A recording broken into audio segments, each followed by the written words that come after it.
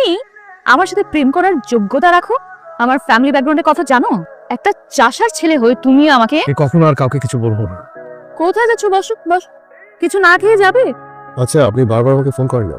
আমি তো আপনাকে বলেছি যে আপনি যাকে খুঁজছেন আমি সেই মানুষ না। কিন্তু আমার মেডিকেল ফাইলে তো আপনার নাম্বারটাই দেয়া। নাম্বারে কত ভুল হচ্ছে। অযথাই মানুষকে বিরক্ত করবেন না। আচ্ছা রঞ্জু ভাই, তোমাকে আমি অফিসে আসতে বললাম। কারো অফিসে যেতে খারাপ লাগে, হুট করে চাকরিটা চলে গেল। কবে? তুই কোভিড পজিটিভ হসপিটালে ভর্তি হলি, ভাবলাম যাবার আগে একবার দেখা করে দিই। এই শহর ছেড়ে চলে যাচ্ছে। তুমি এরকম একটা ডিসিশন নেবার আগে আমাকে জানাবে না? বাড়িওয়ালা ভাড়ার জন্য তারা দিচ্ছে। এত কষ্ট করে এই শহরে থাকার কোনো মানে হয় না।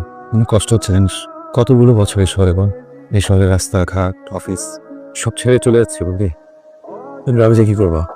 রঞ্জু ভাই, তোমার মনে আছে আমি ঢাকায় এসে প্রথম তোমার ওখানে উঠেছিলাম? আমার তখন নতুন চাকরি, 2 রুমের একটা বাসা। আমার ঢাকায় থাকার কোনো জায়গা নেই। প্রায় 1.5 বছর তোমার ওখানে ছিলাম। আর এই তুমি এখন এই শহর ছেড়ে চলে যাবে, আমি না মানতে পারছি না। রঞ্জু, আমার জন্য ভাবিস না, গ্রামে গিয়ে নতুনভাবে বাঁচবো। কফি অর্ডার কর, খেয়ে চলে যাই। কিরে, কেটে দিলি কেন?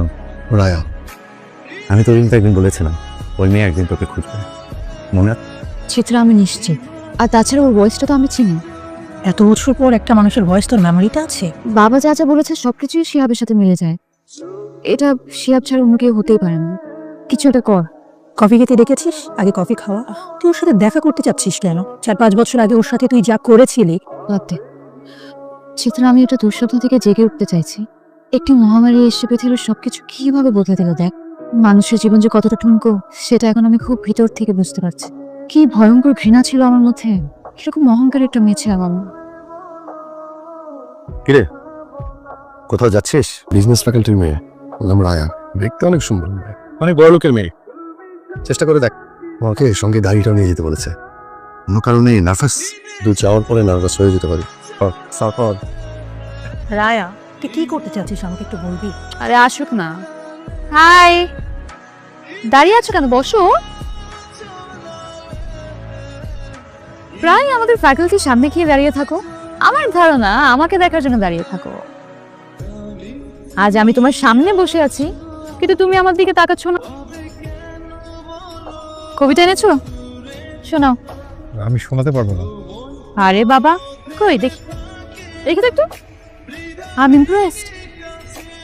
আমরা কিন্তু খেয়ে ফেলেছি আমি কিছু খাবো না। বিলটা কিন্তু তোমারই দিতে হবে। সবকিছু মিলিয়ে 3400। বিলের কথা শুনে ভয় পাচ্ছ নাকি? আমার কাছে অত টাকা নেই তো। অনলি 3400। বলো, তোমার কাছে কত টাকা আছে? 770 টাকার মতো। 770 টাকা? এই 770 টাকা নিয়ে তুমি আমার সাথে দেখা করতে এসেছো? আদৌ 770 আছে নাকি তারও কম? দেখাও। এত নোংরা কেন ওর টাকা? আমাকে নিয়ে তোমরা মজা করছো? আমরা মজা করছি? আর তুমি কি করেছো? তুমি অনুরূপকে বলেছো তুমি নাকি আমাকে ভালোবাসো। এই বলেছি। এখন তোমার মনে হচ্ছে তুমি আমার সাথে প্রেম করার যোগ্যতা রাখো? আমার ফ্যামিলি ব্যাকগ্রাউন্ডের কথা জানো? কি জানি? জেনে শুনে 770 টাকা নিয়ে স্বপ্নটা একটু বড় হয়ে যায়নি? আমি প্রেম করতে চাইনি, আমি শুধু বলেছি ভালোবাসি। Alright, I am sorry. এই ব্লেজারটা আগে তো কখনো দেখিনি তোমার, নাকি জানতাম? পুরো ইউনিভার্সিটিতে বলে বেড়াচ্ছ তুমি আমাকে ভালোবাসো। একই ইউনিভার্সিটিতে পড়লে সবাই সমান হয়ে যায়? কি করে তোমার বাবা? শুনেছি কৃষি কাজ করে, তাও নাকি অন্যের জমিতে। একটা চাষার ছেলে হয়ে তুমি আমাকে কখনো আর কাউকে কিছু বলবো না। কোথায় যাচ্ছ? বসো বস। কিছু না খেয়ে যাবে? মেয়েদের মতো কাঁদছো কেন তুমি? কি খাবে বলো? আচ্ছা, এই যে এত এত কবিতা লিখেছো আমার জন্য, তুমি এগুলাই খাও। একটু বাড়াবাড়ি পেয়ে যাচ্ছে। খাও, খা। আরো খাবে? খাও, খাও। কি শিহাব, সেই কখন থেকে জানালার কাছে দাঁড়িয়ে আছিস? বড় লোকের মেয়ের সঙ্গে ডেটিং করতে গিয়েছিস, কই এসে তো কিছু বললি না? রঞ্জু ভাই, আমি তো একটা চাষার ছেলে। একটা চাষার ছেলে হয়ে এত বড় লোকের মেয়ের সাথে প্রেম করার স্বাদ আমার কি করে হলো? আমি এত বড় ভুল কি করে করলাম? কি কি হয়েছে? আমি সত্যি একটা বোকা। আমি এরকম করিস না, প্লিজ বল আমাকে। ছোটবেলায় পড়িসনি জসিমউদ্দিনের সেই কবিতা? এই গায়ের এক চাষার ছেলে, লম্বা মাথার চুল, কালো মুখেই কালো ভ্রমর, কিসের রঙিন ফুল, জালি লাউয়ের ডগার মতো বাহু দুখান সরু, জনম কালো মরণ কালো কালো ভুবনময়, চাষিদের ওই কালো ছেলেই সব করেছে জয়। সব করেছে জয়। একদিন ওই মেয়ে এই চাষার ছেলের পথ চেয়ে বসে থাকবে। আমার কথা মিলে গেল তো, ওই রাজকন্যাই আর এই চাষার ছেলেকে খুঁজছে। গল্পটা বল শুনি, তোকে খুঁজছে কেন?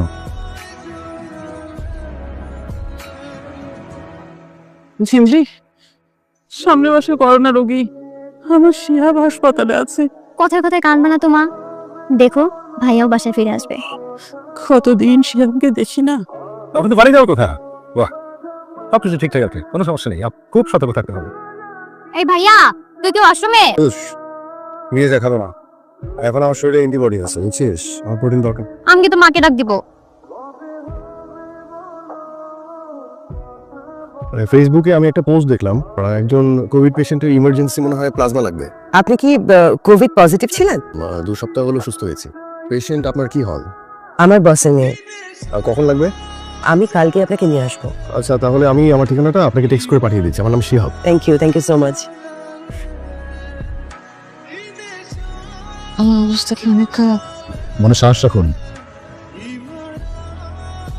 আপনাদের একটা গুড নিউজ আছে, প্লাজমা ডোনার পাওয়া গেছে। আমাকে তাহলে বাসায় নামিয়ে দিন। স্যার একবার আপনার সঙ্গে দেখা করতে চান। কেন?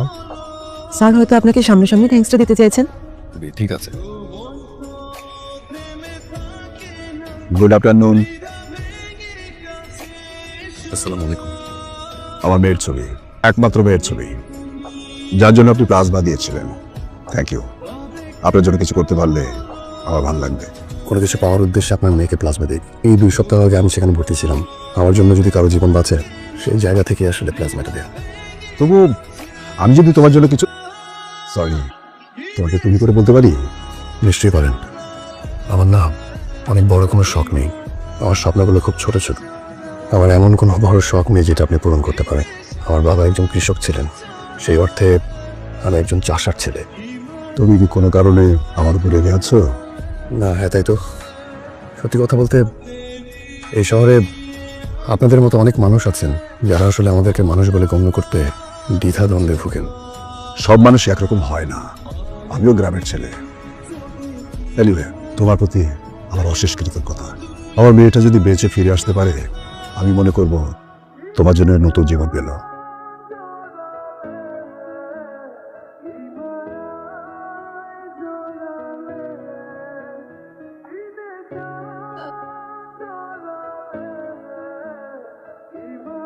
শিয়া বলছেন? জি, আপনি কি বলছেন? আমি সেই পেশেন্ট। কিছু বলছেন না যে? কোথাও কোনো ভুল হচ্ছে। আমি আপনার সাথে দেখা করতে চাই। আপনি যে মানুষটাকে খুঁজছেন সেই মানুষটা না, রং নাম্বার। বাবা, একটু দেখো তো এই ফাইলটা। যিনি আমাকে ব্লাড দিয়েছিলেন তার নাম এবং নাম্বার দেওয়া আছে। আজকে যখন আমি তাকে কল করলাম, সে বললো আমি নাকি ভুল করছি। একটু ভুল হচ্ছে বোধহয় কোথাও। তোমার কি তার সাথে দেখা হয়েছিল? হয়েছে। বাবা, তোমাকে মনে আছে উনি দেখতে কেমন? তার মানে এই হচ্ছে গল্প। আজকে এত বছর পর তাকে তার ভালোবাসা ফিরিয়ে দিতে চার? অনেকগুলো বছরই তো পার হয়ে গেল চিত্রা। সত্যিকারের ভালোবাসার মানুষও খুঁজে পেলাম না। যে আমাকে ভালোবাসতো তার ভালোবাসার মূল্য দিতে পারে। এখানে অন্যায় কোথায়? ওর সাথে তোকে চায় না রায়া। এক করোনা এসে আমাদের অনেক উপলব্ধি বদলে দিয়েছে। যেসব জিনিস নিয়ে অহংকার করতাম সব অর্থহীন। আরেকবার ফোন কর, দেখ কি বলে। সত্যি সত্যি মেয়েটা প্রেমে পড়েছিলি তখন? আমার তখন জানি কি হয়েছিল। ওই মেয়েটার জন্য অদ্ভুত এক ব্যাকুলতা কাজ করতো। কিন্তু ওই দিনের অপমান আমি এখনো ভুলতে পারিনি। মানবিক কারণে আমার ব্লাড দেয়া। আমি ওকে খুব ভয়ঙ্করভাবে ঘৃণা করি। মানুষ কিন্তু বদলায়। মানুষ যদি নিজের ভুলটা বুঝতে পারে তাহলে তাকে ক্ষমা করে দেওয়া উচিত। যাই রে, এখন ভালো থাকিস তুমি। রায়া, ফোনটা ধর।